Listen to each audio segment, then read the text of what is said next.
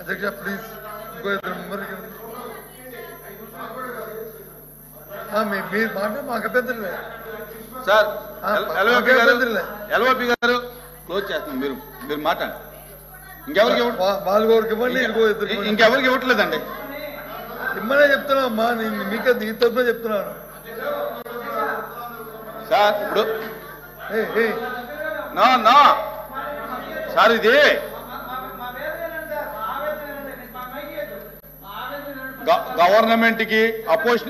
గవర్నమెంట్కి అపోజిషన్ కూడా చెప్పేది ఏంటంటే షార్ట్ డిస్కషన్లో ఓ ఫార్మెట్ ఉంది, ఏం చేయాలనేది ఉంది, అంతే తప్ప ఇంతమంది మాట్లాడటానికి ఇంత సమయం ఉండదు.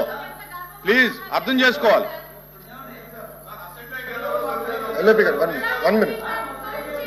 ఒక్క నిమిషం sir, with your permission sir. Please అధ్యక్ష పేర్లు కూర్చోండి. చెప్తున్నారు కదా.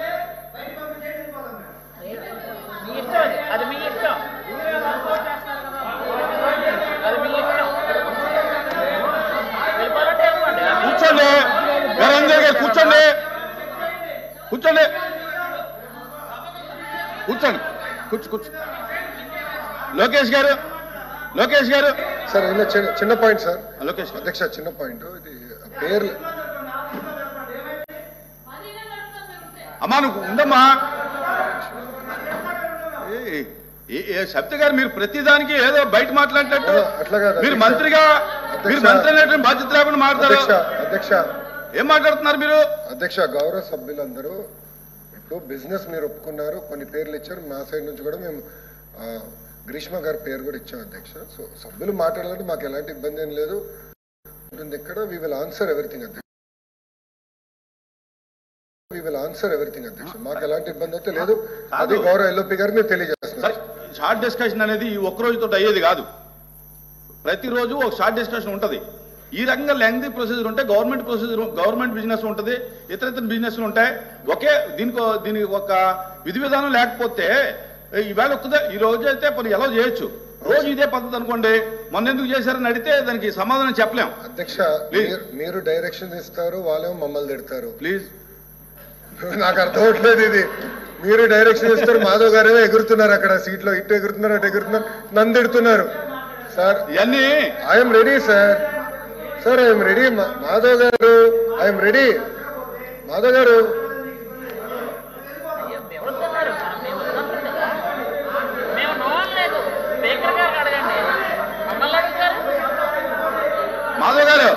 మాధవ్ గారు కూర్చోండి.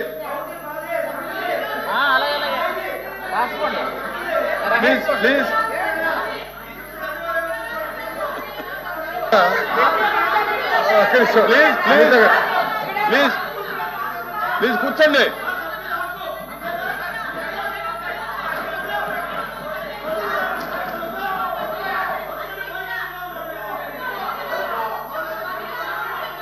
కూర్చోమ్మా, కూర్చో అమ్మా, కూర్చో. గ్రీష్మ గారు కూర్చోండి.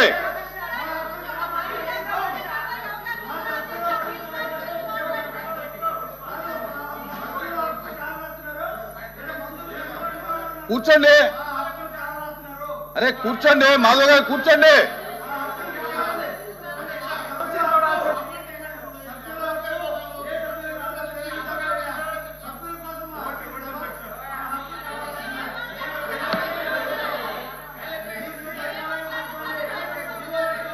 ఎల్ఓపి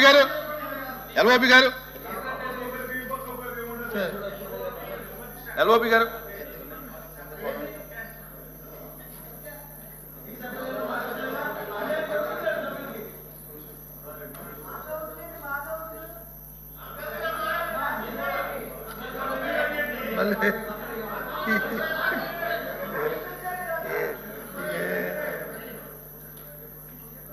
అధ్యక్ష ఈరోజు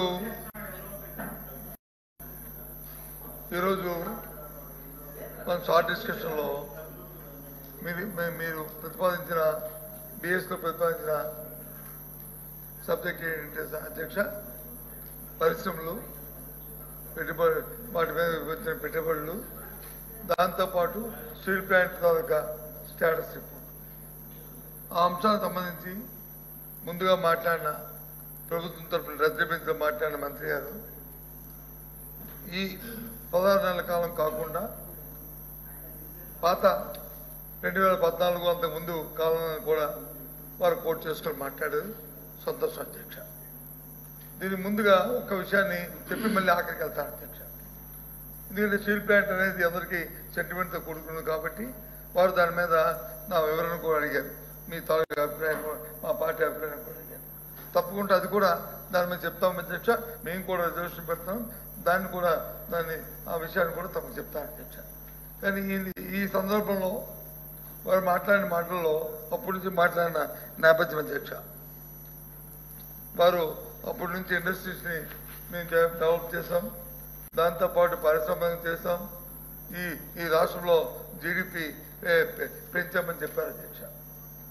గత 5 సంవత్సరాల్లో అంతకుముందు 5 సంవత్సరాలు ఆంధ్ర రాష్ట్రం ఏర్పాటైన తర్వాత ఫస్ట్గా మాట చెప్తాను అధ్యక్ష. ఏదైతే మీరు జీడిపిని వచ్చి మేము అధికంగా పెంచాము, పారిశ్రామికంలో అప్పుడు వచ్చి విచ్ఛిన్నం అయిపోయింది, తర్వాత వచ్చి పారిశ్రామికం చెందింది, మా తాలూకు కంట్రిబ్యూషను అని చెప్పారు అధ్యక్ష. 14-19 మందిని జీడిపి 4.47 అధ్యక్ష. అదే గత 5 సంవత్సరాల్లో కూడా అది చూసుకుంటే అదే 4.47 అధ్యక్ష. దాన్ని మళ్ళీ లాస్ట్ 5 years చూసుకుంటే 4.70 అధ్యక్ష. అంటే జీడిపి ఏమాత్రం కూడా గత 5 సంవత్సరాల్లో అంతకంటే పెరిగిందే తప్ప పారిశ్రామికంతో పెరిగే తప్ప తగ్గలేదు అధ్యక్ష. దాంతోపాటు రాష్ట్రంలో గత 5 సంవత్సరాల్లో పెట్టుబడి పెట్టడానికి దేశంలో ఉన్న పెద్ద పెద్ద దగ్గర అందరూ కూడా ఈ రాష్ట్ర పక్క చూశారు అధ్యక్ష. చూడమే కదా అధ్యక్ష, ప్రత్యక్షంగా వచ్చారు అధ్యక్ష. నాకు తెలిసి నేను 30 సంవత్సరాలు రాజకీయాలు ఉన్నాను అధ్యక్ష. ఎప్పుడు కూడా రిలయన్స్ అంబానీ ఈ రాష్ట్రంలో జరిగిన ఉమ్మడి రాష్ట్రంలో జరిగిన ఇన్వెస్ట్మెంట్ సమ్మిట్కి ఎప్పుడు రాలేదు అధ్యక్ష. గత విశాఖపట్నంలో మరి జరిగిన సమ్మిట్కి 23లో అధ్యక్ష. ఎందుకు చెప్తానంటే ఇప్పుడు ఏదో కొత్తలో ప్రభుత్వం వచ్చిండే కాదు అధ్యక్ష. 4 సంవత్సరాలు అధ్యక్ష. దయచేసి ఎందుకు మీరు ఇంటర్వ్యూ అవుతారు? మా మంత్రి గారు మాట్లాడి తెలుసుకోవాలి. సబ్జెక్ట్ తెలుసుకోవాలి, మాట్లాడి తప్పుకుంటాం.